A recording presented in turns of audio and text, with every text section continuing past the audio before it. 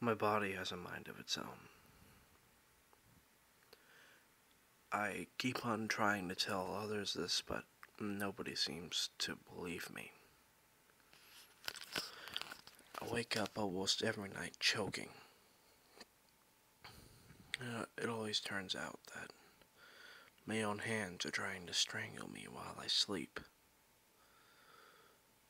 And it's not just my hands that are trying to kill me. Once or twice, my own feet also have made me walk the opposite direction of where I wanted to go and maybe go right into busy traffic. I was almost killed then. What is a person supposed to do when their own body apparently hates them and wants them dead? I'm so tired of always fighting my own body for control. It's as if I've been possessed. I've searched all over the internet to see if there was a disorder or a disease that made me this way. At least then I could be treated for it. But there was nothing save a movie by the name of Idle Hands. I watched it. Turned out to be a horror comedy that really didn't shed any light on what I was going through. Everything suggested that I was being possessed. But my therapist just says I'm suffering a mental breakdown. If only it was that simple. And the dreams. The horrible dreams I had for weeks almost makes no sense. In those dreams, some floating entity claims to be my physical body. However, it tells me that it hates my head, and it feels that the body parts from the neck up is defiling the beauty of the body itself. And so it needs to get rid of the head of some way. Somebody told me that it sounded like epitemnophilia, a mental disorder. It's where a person feels compelled to cut off most of their limbs to feel complete. But that still doesn't describe what I'm going through at all. After all, I've never heard of an epitemnophile wanting to remove their own heads. And certainly not of people's bodies acting against their own wills. My therapist gave me medication for it, but it doesn't seem to be working. In fact, it only makes things worse. It just makes whatever part of me that still managed to keep control over my body lose control. When I'm heavily medicated, my body moves of its own volition. It always makes me feel like I'm sleepwalking, only I'm fully awake. It came to an end one day when my body walked down to the kitchen and grabbed the knife. I panicked because I didn't know what my body was going to do, but I had an idea.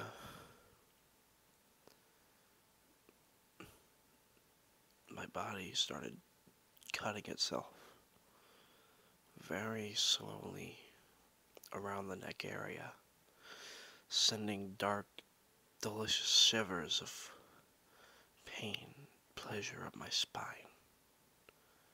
I was puzzled at first because I was expecting a massive amount of pain. This was supposed to be... it was supposed to hurt. But with every cut, I felt more and more pleasure. The pleasure was so intense that I nearly orgasmed with every bloody cut. There was a point where part of me regretted having fought against it for so long. But when my neck actually started to detach from the body itself, I felt a surge of panic again. Wouldn't I die if this was to continue? I couldn't let it go on, no matter how good it felt. So I tried fighting for control over my own body, but it was in vain. My hands grabbed both sides of my head and started yanking upwards.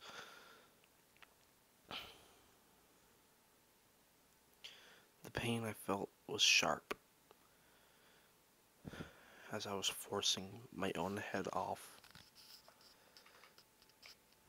I couldn't help but smile a little at how strange the situation was.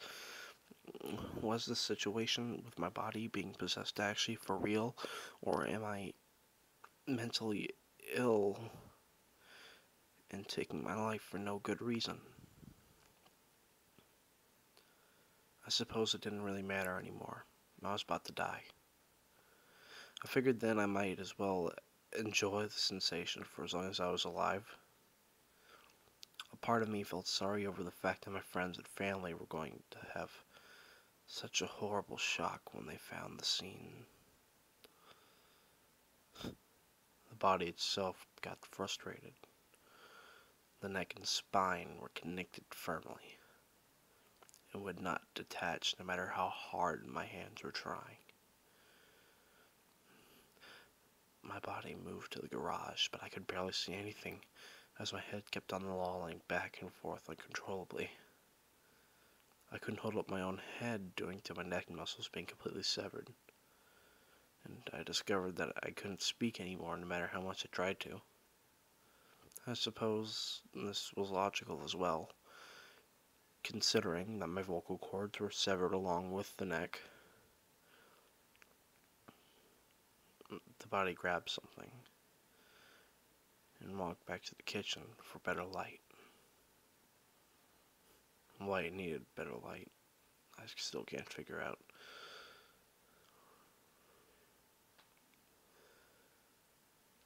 It turned out to be a table saw, and the body bent over on the table and forced my head to tilt at a certain tilt, then began sawing away. Again, I started feeling the dark pleasure that one could only feel from this kind of pain. The moment the head and the body started to detach at last, I experienced the greatest pleasure I have had in my entire life. It was unlike anything I've had before. But there was something weird going on. I was still fully aware, and I felt alive, despite the fact that my head and body had separated completely. Why wasn't I dead?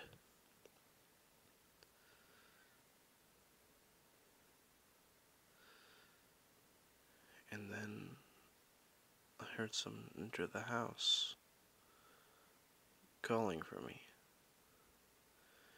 It was my parents.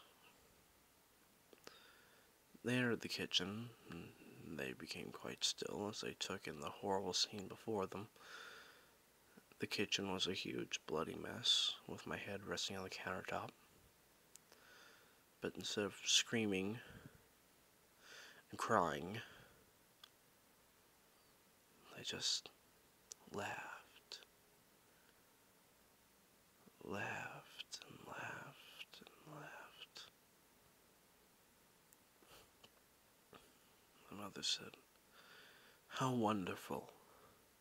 Our darling son has finally grown up." At first I'm confused, because I'm 19, so I'm an adult. Why was she acting like this was normal? Then my father was smiling. He said, I was starting to worry about him too. I wasn't sure when you told me that we should hold off on telling him about the facts of life. I mean, he's such a naive young thing. I swear he honestly thought he was human for a while. I'm not human. Then what am I? To my surprise, my parents started ripping off their own heads with such ease and quickness that their blood sprayed everywhere seamlessly. And then their bodies just set their heads next to mine. My mom's body then made it so my head was sitting upright. And it was then I was able to see my body was standing up on its own, so my body was still alive too. Now that you've finally cut off your head, it's time for you to feed upon human flesh. Come with us, and we'll show you how to live your new life. The disembodied voice came out of my brother's headless body.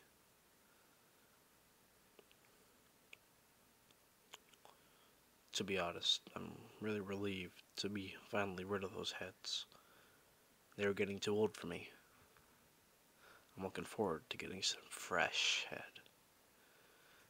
My father's body spoke.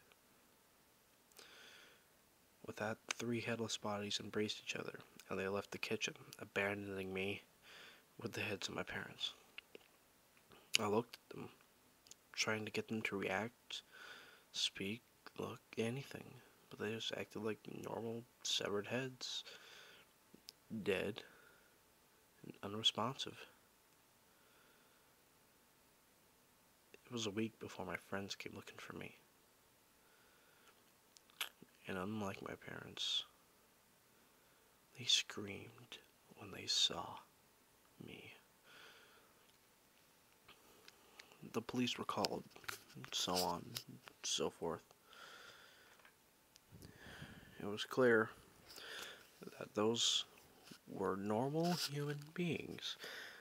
For a while there, I thought of playing dead, but the idea of a live burial or even cremation freaked me out. I mean, after all, that would be what they would do with a dead head, right?